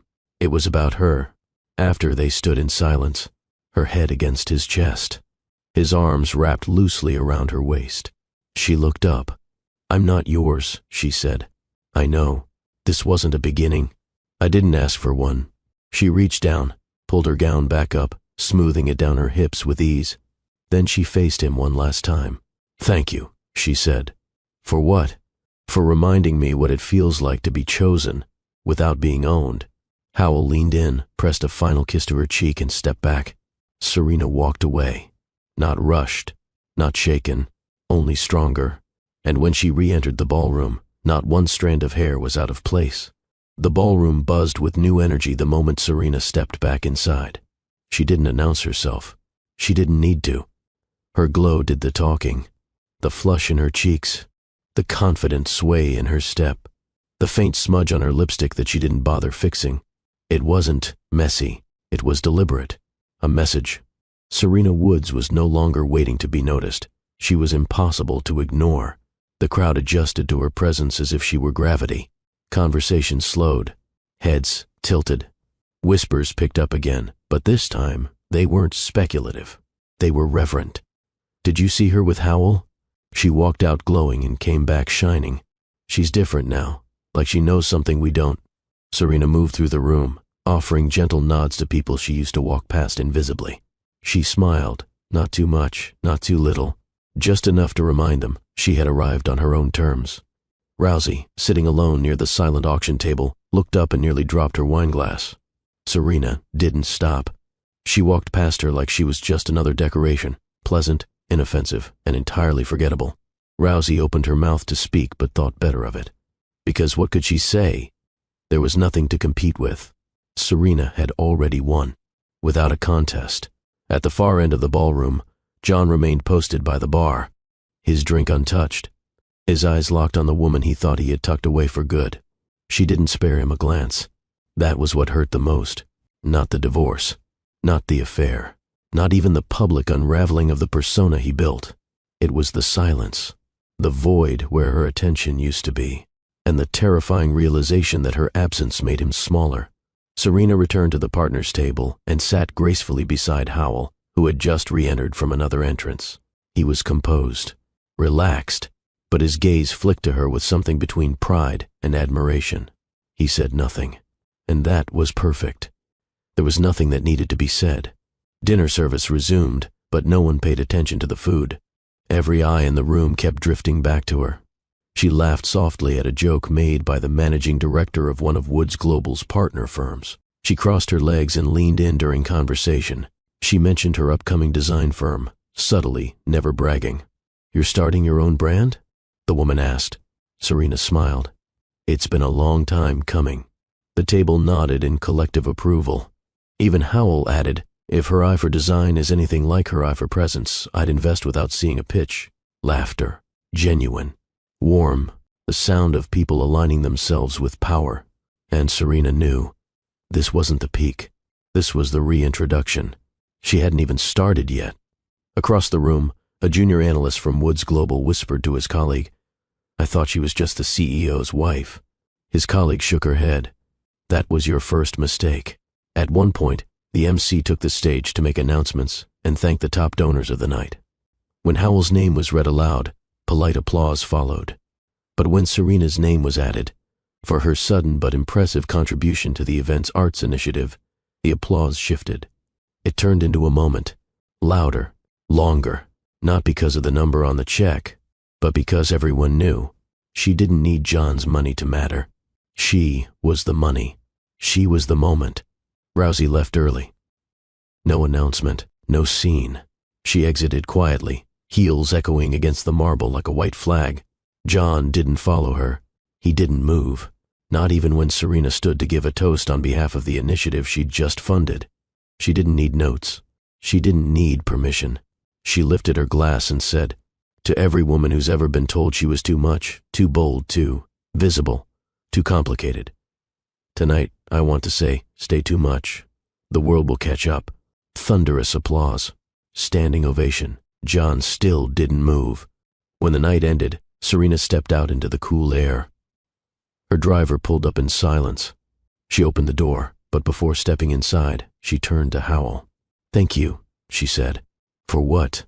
"For not standing in my way." He nodded. "You didn't need anyone to move. You just needed to remember you could walk through them." She smiled and slid into the car. As the door shut and the vehicle pulled away, she looked back only once, not to see what she'd left behind, but to confirm that she wasn't going back. The scent of fresh ground coffee filled the penthouse kitchen. Sunlight streamed in through floor-to-ceiling windows, catching the edges of a satin robe as Serena moved gracefully across the tile. Her feet were bare. Her hair was loose. Her expression? Unbothered. She poured the coffee slowly. One sugar, no cream. Outside, the city stirred. Inside, everything was still, except for her pulse, which remained steady. She wore power like silk now, soft to touch, impossible to tear. The front door slammed. Footsteps, quick, uneven. Then his voice. "Serena." She didn't flinch. She didn't turn. She took a slow sip. John burst into the kitchen, his face flushed, breath short, tie askew. His eyes were bloodshot, not from tears but from disbelief. "You embarrassed me in front of everyone." Serena finally looked up, mug still in hand. "Good morning. You think this is funny?" "No," she said calmly. "I think it's overdue." He pounded a fist on the marble island. "You set me up. I set myself free. You showed up at my event like some She raised a brow. Careful. Finish that sentence and you won't like who you become. John stared at her, then began pacing, running a hand through his hair. You don't get to just walk in like that, with that dress, with Howell, making speeches. I didn't ask for permission. That's the problem. No, she said. The problem was that I used to. He turned to her, jaw clenched. You want a divorce? It's already filed. You think you're going to take half of this? He gestured around the room. This is my empire. Her smile was cold. Controlled. Correction. This is our asset pool. The courts will sort it out. You've lost your mind. No, she said, sipping again. I've just stopped pretending you were the only one with one. Dara and Dora's laughter echoed faintly from their room down the hall. Serena tilted her head, voice softer now. Keep your voice down. Don't tell me how to speak in my own house. Serena's tone never changed. It's not going to be your house for long. He laughed bitterly, pacing again.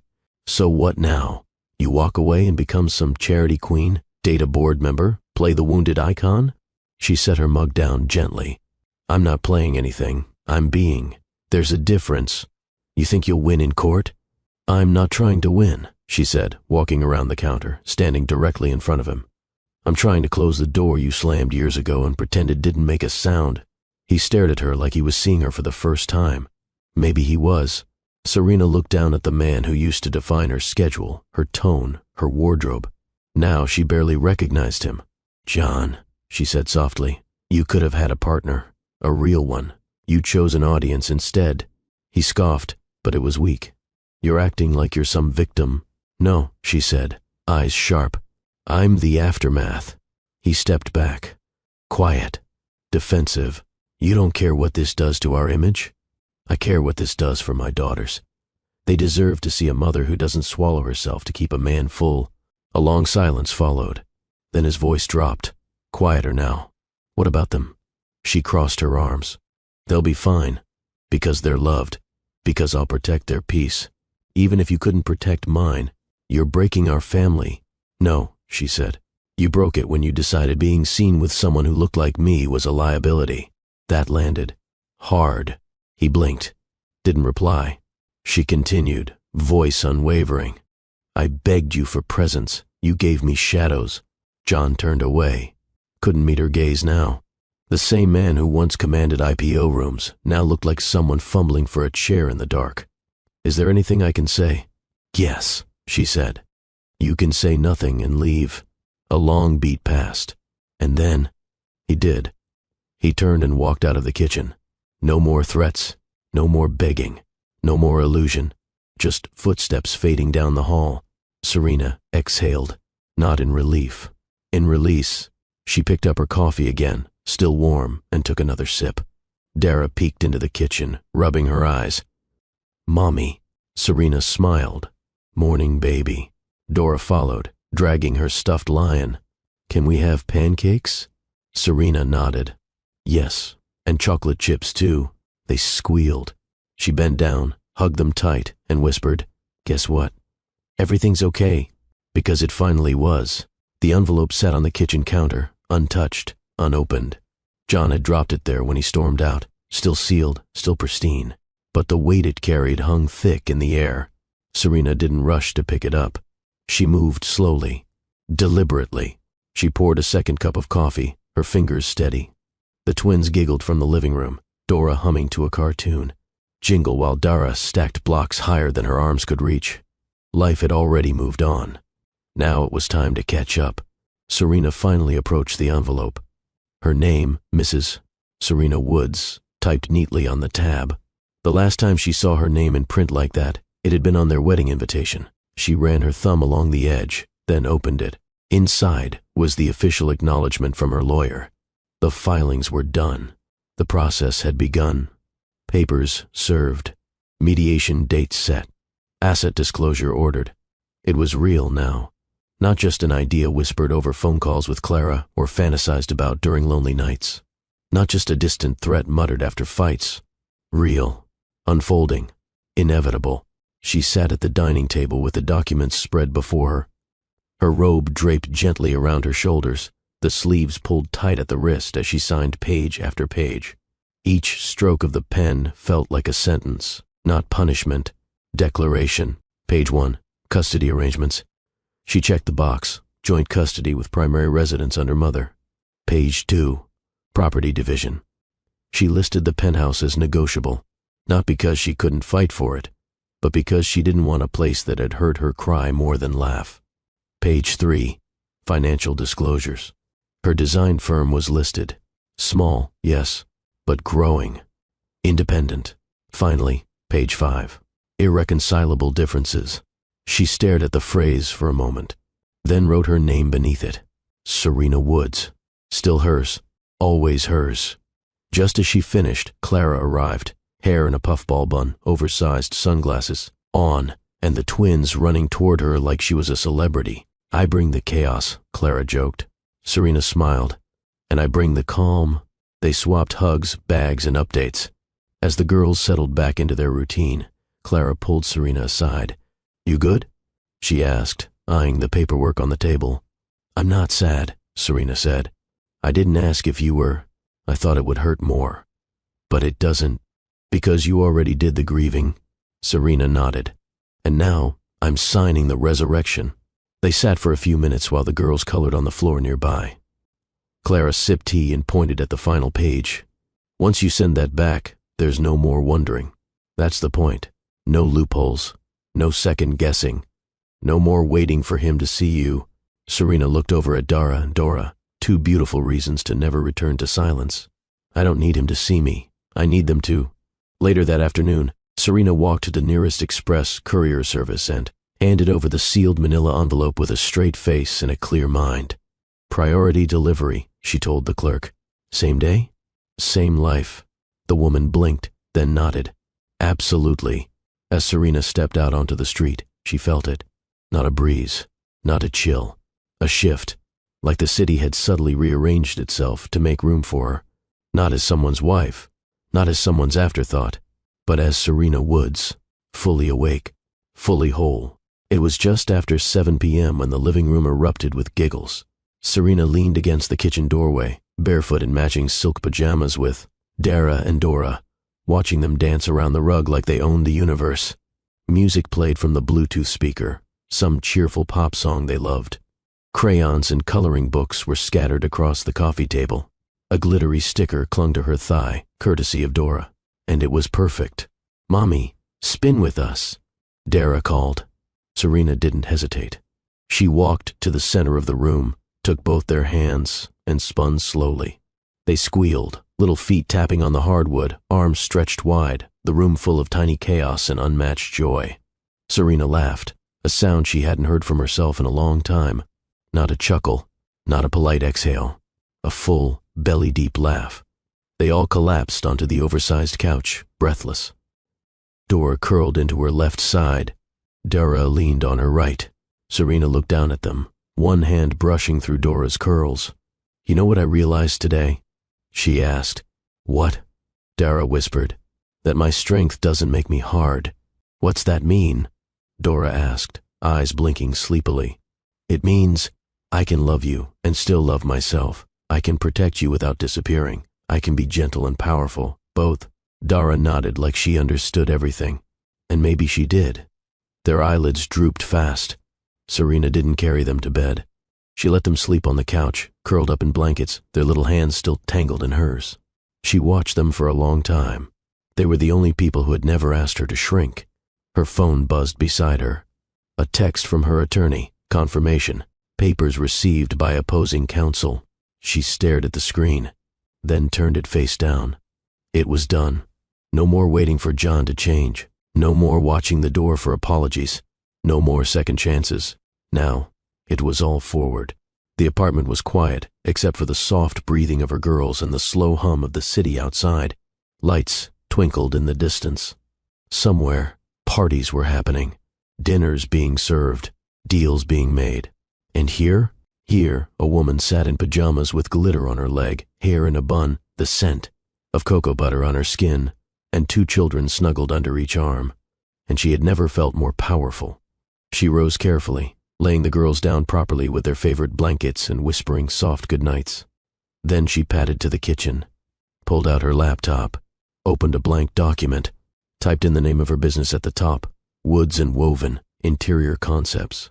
She stared at it for a beat, then smiled, not because of the name, because for the first time in years, it was hers. She started jotting ideas, color schemes, logo sketches, mood boards.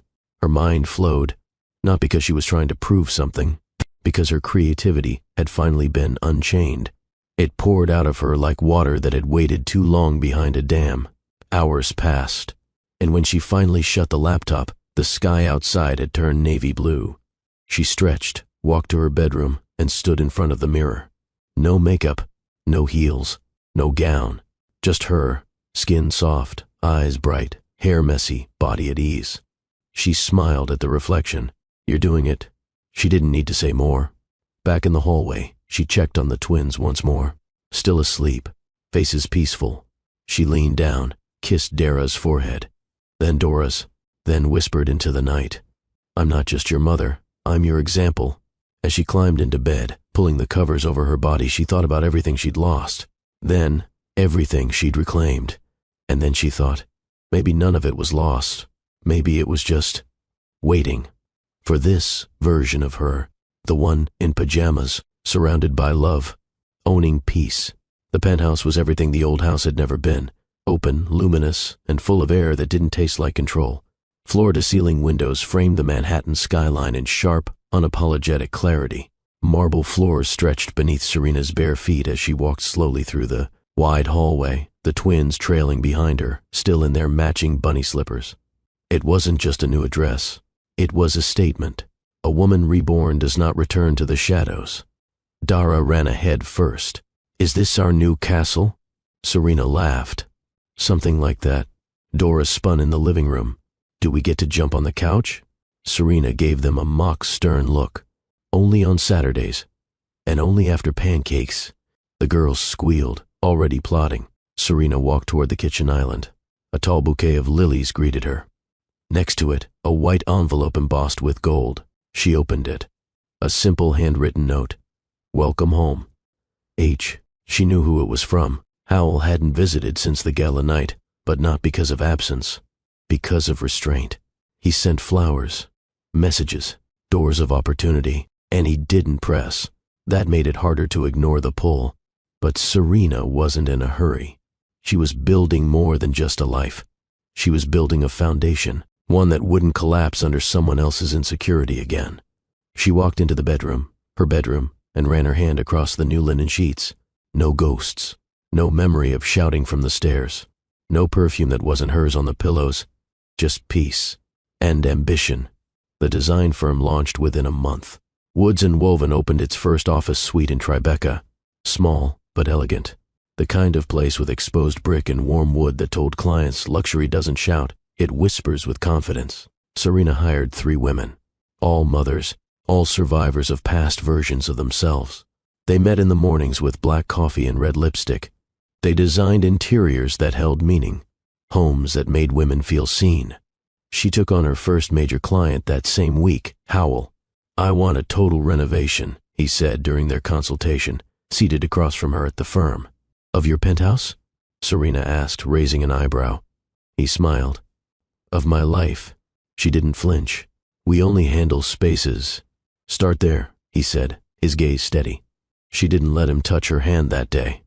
But she remembered the look, and she filed it away for later. Not because she needed it, because it was hers to control. At night she came home to giggles and bedtime stories. The twins helped her sort fabric swatches and test sofa textures. Dara had opinions on wallpaper. Dora insisted velvet was the superior material for anything royal. Serena let them weigh in on the office lounge color. It became pink. Weeks passed like sunlight through wide windows. The city never stopped humming, but inside her world there was balance. Work, laughter, healing. Then, one Friday evening, while Serena was reviewing tile samples at home, she got a call. "Mrs. Woods?" A female voice asked.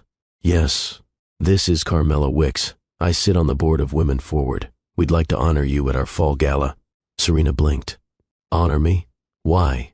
"Your design firm is making headlines. Not just because it's excellent, but because you employ single mothers. And your story, people are starting to hear it. I never told my story publicly. You didn't have to. Serena stared out the window after the call. The skyline glittered, unaware of the woman watching it. She didn't cry. She didn't grin.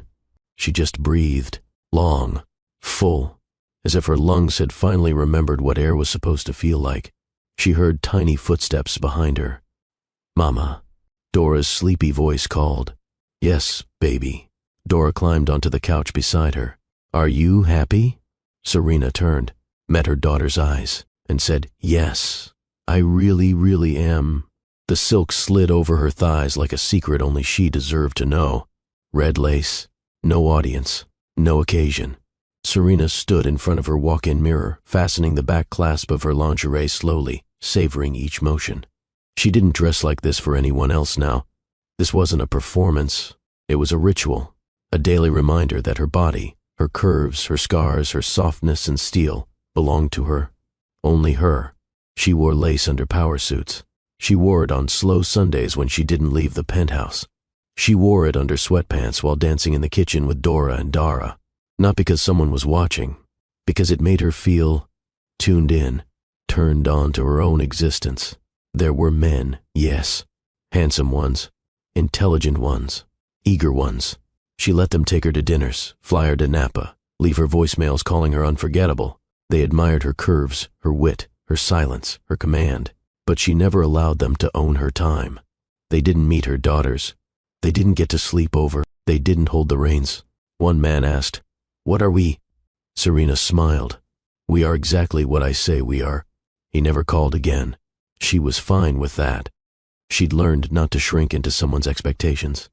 Her pleasure wasn't a negotiation anymore. It was a compass. If the kiss didn't melt something in her chest, she stopped it. If a man touched her like he was following instructions from memory, she left him fully clothed. But when a lover kissed the inside of her wrist without rush or whispered praise between breaths, then she let him stay a while. She didn't chase. She didn't wait. She curated. There was one night after a rooftop dinner when she brought someone home, a sculptor from Brooklyn, with eyes like bruised twilight and a voice that made even her silence feel charged. He kissed her shoulder. She pressed a finger to his lips. "No rush," she said. "Savor me." He did. Every sigh she let loose was on purpose. Every arch of her back was power. He worshipped, as they all did. But when morning came, he was gone, and her coffee was hot, and the day unfolded without ache. Because he wasn't the point. She was. Serena learned to love mirrors again, not for validation, but for clarity. She looked and saw a woman no longer seeking approval from suits and gala crowds. She had become her own applause. On her vanity she kept a tray of lipsticks, Deep Berry, Classic Nude, and her favorite, Vengeance Red. She wore it the night she signed the lease for her second office location. She wore it when she dropped off Dora and Dara in matching coats and waved goodbye to their teachers with the smile of a woman who'd survived ruin and rebuilt herself into elegance. One Sunday, Clara came by with wine. "You always look like you're headed to seduce a billionaire," Clara teased. Serena laughed. "That's because I'm seducing myself."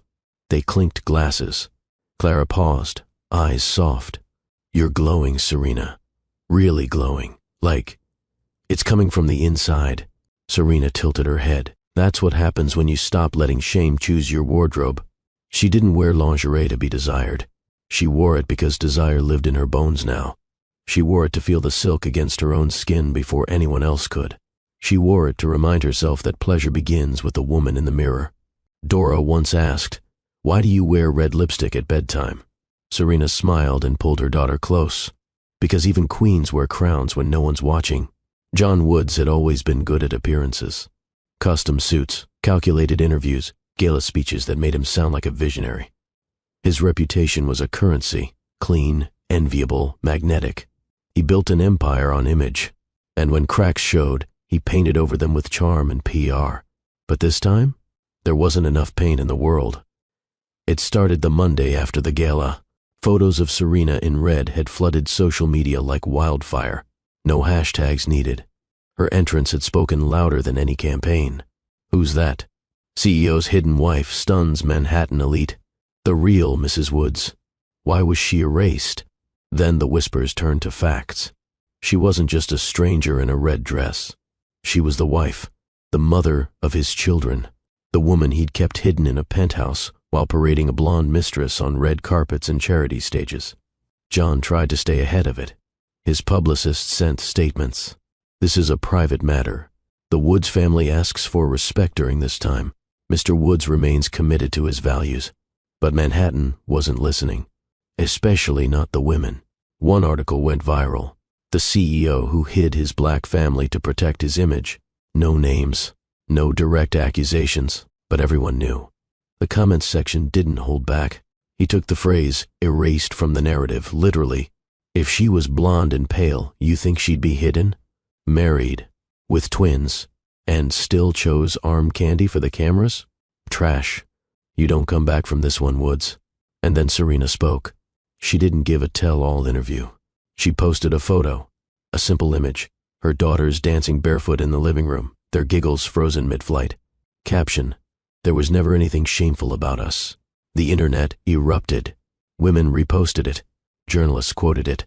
Influencers made videos about it. Serena wasn't just a story. She was a movement, a mirror, a reckoning. And John, he stumbled badly. He tried to control the narrative. Sat for an interview, stiff in a navy suit, hands clasped too tight. "I made mistakes in how I handled my personal life, but I've always provided for my family, always loved them." The interviewer raised an eyebrow.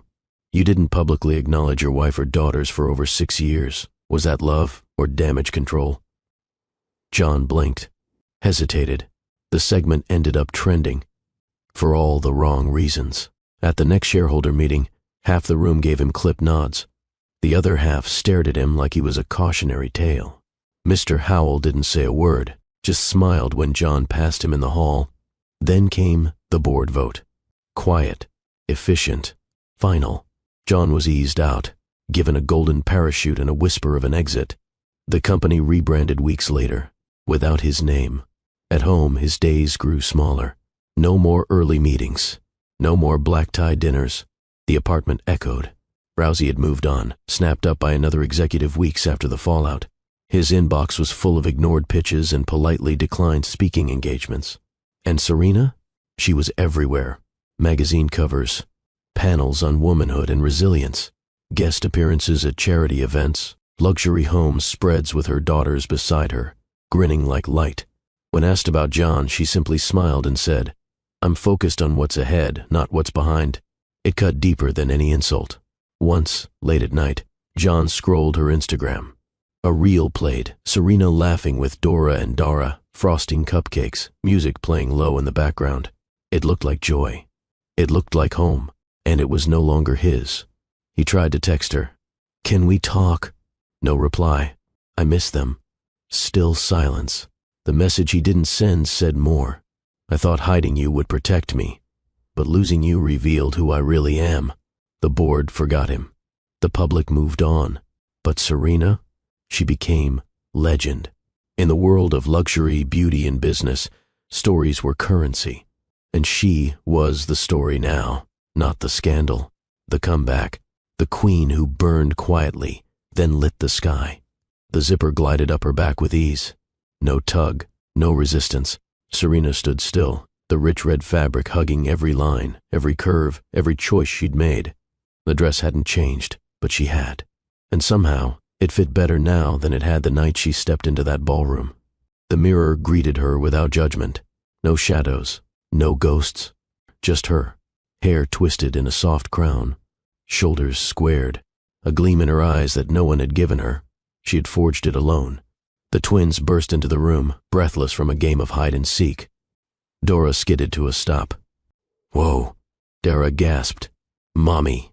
Serena turned, hands smoothing down the fabric unconsciously. "You look like magic," Dora whispered. Serena smiled and crouched to their height. "No, baby," she said, brushing a curl from Dara's forehead. "I look like me." The twins beamed, wrapping their little arms around her waist. The satin rippled as they clung to her, leaving fingerprints of love and frosting behind. She didn't flinch, let it wrinkle, let it stain. Perfection had never been her goal. Presence was. She stood again, turning slowly toward the mirror. It wasn't just a dress anymore. It was memory and defiance stitched together. It was the night she stopped shrinking. It was the armor she wore when the world finally saw her. She remembered the moment, standing at the top of the grand staircase, breath steady, heart fierce. The entire ballroom had turned. Gasps, blinks, silence, then whispers that couldn't diminish her stride. John's face had paled. The crowd had parted, and Serena had become unforgettable. Now, months later, she wore it not for shock or spectacle. She wore it because it belonged to her, because magic wasn't in the dress. It was in the woman who dared to walk through fire wearing it. Behind her, Dora twirled in a tulle skirt, giggling. "I want a red dress too." "You will have one," Serena said. "But not yet." "Why not?" "Because it's not about the dress, baby." Dora blinked. "It's about the woman you become when you wear it," Serena said softly. She moved to the window. The city stretched below like a jeweled rug. Once, she had looked out and felt small. Now, she saw territory. Now she saw choice. There had been days when she thought her reflection might betray her. Mornings after John's cold silences. Nights when she'd wept quietly, telling herself to endure a little longer, for the twins, for appearances, for love. But the woman in the mirror now? She wouldn't beg. She wouldn't wait. She wouldn't be hidden. A soft knock came at her bedroom door. Clara peeked in. "Are you wearing it again?" Serena nodded. Clara stepped in and let out a low whistle. "It's still lethal." Serena chuckled. "It's not the dress, it's the history." They sat on the edge of the bed, the hem of crimson spilling between them. "You ever think you'd come back to this?" Clara asked. Serena tilted her head. "No. I thought I'd bury it. But you didn't." "No," Serena said, "because it's not about who I was. It's about who I refused to stop becoming." Later that night, the dress lay draped over a velvet chair, lit by the golden warmth of a nearby lamp. Serena stood in her robe, sipping tea, watching the city pulse. Her phone buzzed. A text from Howell. "Still my favorite color on you." She didn't reply. Didn't need to. She knew. So did he. The twins had fallen asleep curled against her legs earlier, whispering. Stories of princesses and fire dragons, asking if queens ever cried. "Of course they do," Serena had said. "But they never stay broken." She walked to the mirror one last time before bed. No makeup, no heels, just skin and peace. She touched the glass gently, not seeking reassurance, just saying hello. If this story lit a fire in you, if something inside you stirred when Serena zipped up that red dress, if you found yourself holding your breath when she walked into the gala with nothing but dignity on her back and fire in her bones, then don't let that feeling fade. Every woman carries a matchbox. Some were taught never to strike it, to stay quiet, to stay small, to make themselves palatable, pliable, invisible. But Serena's story was never about destruction. It was about illumination. She didn't burn to ruin a man. She burned to return to herself. And you can too. If you've ever been dimmed, if you've ever been told you were too much, too loud, too soft, too emotional, too ambitious, then let this be your reminder. You are never too much for the right life, only too powerful for the wrong one. Let your pain become your blueprint. Let your healing become your revolution. Let your name taste like legacy in your own mouth. Because Serena wasn't the only one hidden. She was just the first to stop apologizing for stepping into the light. Now it's your turn. Wear what makes you feel electric. Say no like it's a full sentence. Love yourself without a disclaimer. And never again let someone else narrate your worth. If you felt seen today, say something. Let your voice join the thousands of others who refuse to stay quiet. Like this video if Serena's journey reminded you of your own. Comment below. What flame are you ready to reclaim? Share this with every woman you know who's standing on the edge of her comeback. And if you haven't subscribed yet, do it now. This is where women rise. This is Love and Twilights. You were never broken. You were becoming. Now light the match.